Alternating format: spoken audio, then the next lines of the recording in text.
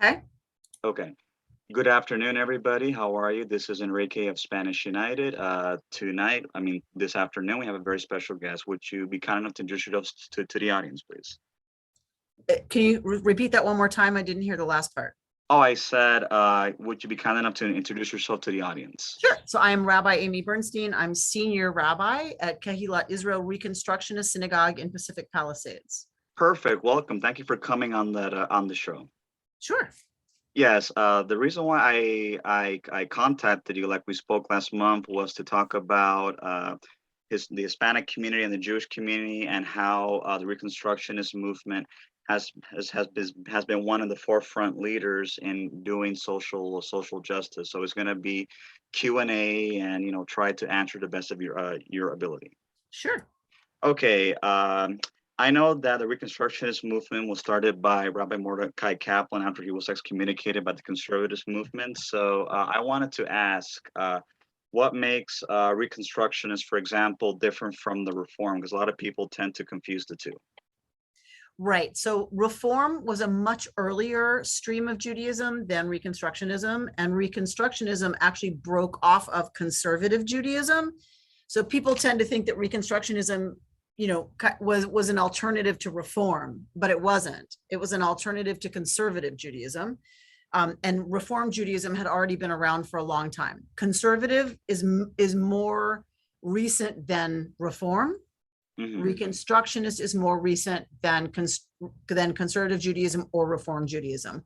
So while we're compared to Reform Judaism, usually that's not the natural comparison. The natural comparison is what made Reconstructionists break off from conservative Judaism. If you ask me what's the difference between Reform, Reconstructionists right now, I would say there's very little difference. There are differences of emphasis and differences of focus, but there's not really a difference in what you would see if you just walk into the building and experience a Friday night service or a Saturday morning bat mitzvah. I see. The reason why I asked, because I know that conservative is kind of like in between orthodoxy, because they're like a middle path, while Reform is kind of like more on the far left spectrum, which there's open to believe. But from what I've known, from what I've heard of Reconstructionism, is that it's more cultural, it's more humanistic. There really is not much of a emphasis on God, even though that people have freedom to believe in a God, but it's not really like mandatory like it is like in conservative Judaism. I would say that Reconstructionist Judaism focuses on lots of other parts of Jewish identity and celebrates lots of aspects of being Jewish. So our art, our culture, our history, our language, so many things that go into making one feel like they have what we call a thick Jewish identity, rather than a very thin Jewish identity. Theology does not play a part in most progressive Jews' lives, including conservative Judaism. Mm-hmm. Conservative Jews, if they're to the more Orthodox leaning side of conservative Judaism, we call it conservadox in our joking way, then theology becomes more important. For Reform, Reconstructionists, and conservative Jews, theology is not really the focal point. I see. And as far as social justice is concerned, I'm the founder of Spanish United, which is a Hispanic civil rights organization. So as being part Jewish myself, it's part of me to do tikkun olam, repair the world, and all that. So I wanted to ask, what has Reconstructionist Judaism has done in terms of Hispanic civil rights? Have they done anything with Hispanic people for like social justice and that type of thing? My understanding is that Reconstructionist Judaism works in partnership with whomever it seems in the moment or related to the issue where that partnership is helpful. On a broader scale, the Reconstructionist movement has always been out front in terms of being extremely vocal about the rights of all kinds of minorities in this country. This is the only stream of Judaism founded in this country, and so there's a real commitment to tikkun olam being for everybody. So what I know about the movement is that our policies always get us in trouble because we tend to be on the, liberal left side of things, and advocating for all kinds of people's rights that are trampled routinely in a materialistic, individualistic society, that we think is a meritocracy, but really isn't. It's about how much access we start with.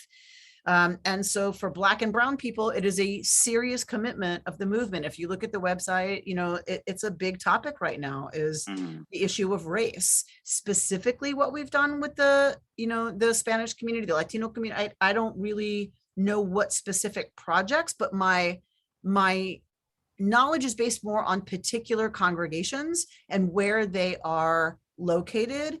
And I would say the reform movement does a good job of this too, of like, if we're located in a place where we can be helpful on the ground, that is something we want to do. Wilshire Boulevard here is great, about, they're on the ground in places where they can be helpful for folks who are disadvantaged because of the inherent, racism in Mhm. our culture, in our society.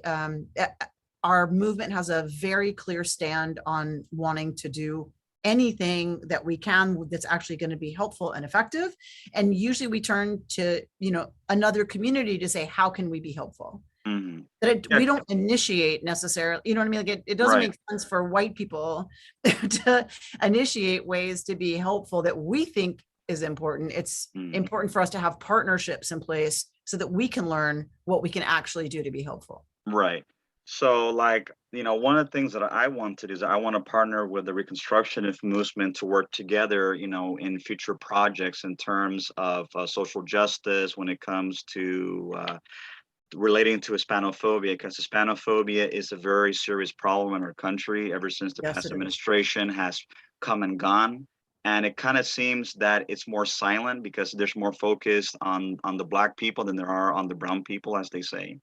Right. And I would like to, like I said, work with the Reconstructionist movement in spreading, the message and helping people, get social and economic justice. Because what I'm doing with my movement is that I'm trying to partner with other people to set up like a community center or something where we can work together in providing services for the community, helping people, because there's a lot of things that the Hispanic community needs, but because of the status and stigma and also because of the language barrier, a lot of people don't know where to go. So I feel, someone like myself who was of mixed racial background, both Jewish and Latino, I think it could be a stepping stone also to prevent anti-Semitism on the Hispanic side, because there is anti-Semitism, especially among Latino immigrants, that stems from the blood libel and that type of Right. thing. And I think From the that Catholic Church, in right? the Catholic Church, exactly. So if the Reconstructionist movement, for example, were to send in an olive branch to the immigrant Latino community in general, that could dispel any type of stigma that they may have of the Jewish community. So I would be very interested in exploring what that would look like and how we could communicate that. I'd be very interested in that. Yeah, because like I said, that's what I do. Not only social justice, but I also am involved in educating people on each other, so that way people can have a better mutual understanding towards each other through cultural, commercial, academic links. That's wonderful. That's really important work, Enrique. That's really important work. Thank you very much. And And we like, need bridges. Like we need people who understand on both sides of something where everybody's coming from and what everybody's blockages are, that prevents them, living up to their own highest ideals. mhm, I agree with And you. so, yeah, so like any way that you can help be a bridge, for us to figure out how we can be helpful would be really, I mean, obviously we push for voting for candidates, so we're going to support Mhm, a kind of economic change and legal change that would stop, what we can systemically.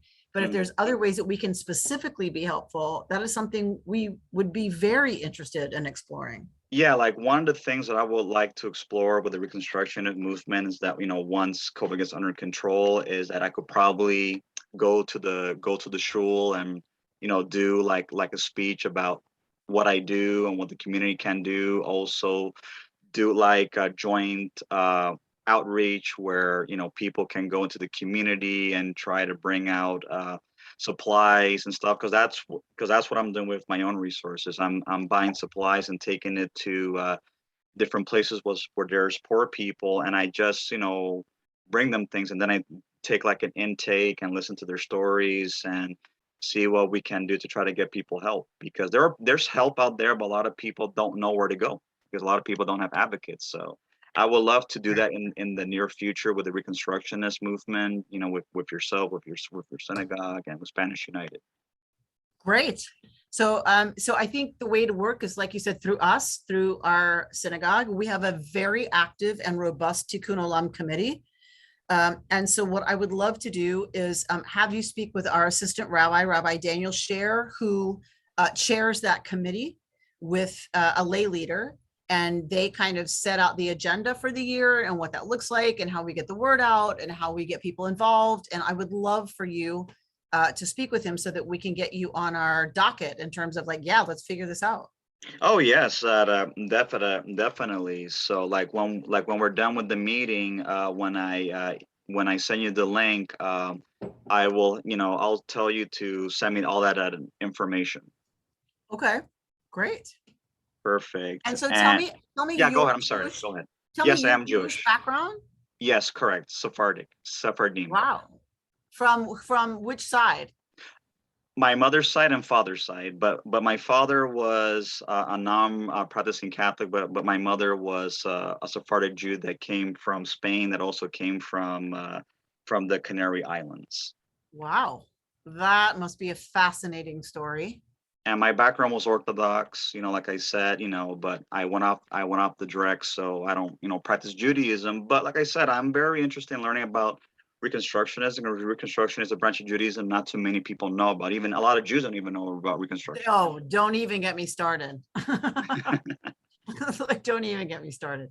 Yeah, but we have one of the worst PR departments in the universe. Yeah, that nobody knows that this is, such a wonderful mixture of tradition and language and, culture and yet a very far, progressive leaning agenda politically. And it's very sad to me that more people don't know about it. And I only blame ourselves. I don't blame anyone else. Like, I blame Right, ourselves.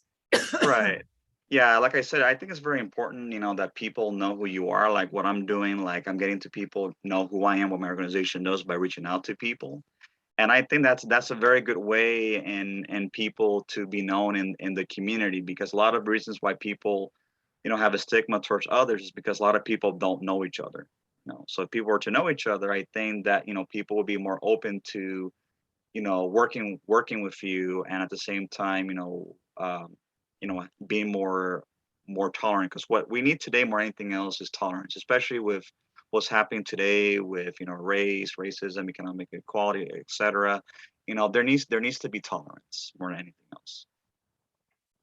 Oh my God, more than tolerance, like an absolute appreciation of the ways that we're different and the ways that we're animated and motivated by different things, and an appreciation that it's important that we have differences in this world. Otherwise, we have Nazi lockstep. Like we need differences in this world, and we need to move beyond tolerance to a place of really appreciating that other people come from a different experience than we do. And that's an incredibly valuable thing. Right. It enriches the conversation that humanity is involved in or needs to be involved in. We're not really talking to each other much right now, unfortunately. But that we have to move beyond tolerance, and I know, yes, minimally tolerance, it would be lovely, but we need to move, I think, to a place of really appreciating that we need different perspectives. We need different voices weighing in on every single issue of import in our society, like we always have, but we need it more than ever. I agree with you. I agree with you 100%. Well, I wanted to tell you thank you so much for your time. I did exactly before 5 p.m. So when I'm You're so good. thank you so much. So when I'm done, I will edit the video and everything, and then I'll send it to you via email. And then I will also ask for you to send me the information of the associate rabbi's contact information and so forth. Great. Great. I will do that. Well, it's been a pleasure speaking with you, Enrique, and I'm hoping the people, I'm praying for the people in the accident in front of your place to be okay. I hope everything's okay. Thank you so much. Have yourself a wonderful afternoon. Toda rabba. You too. Bakasha. Bye bye. Bye.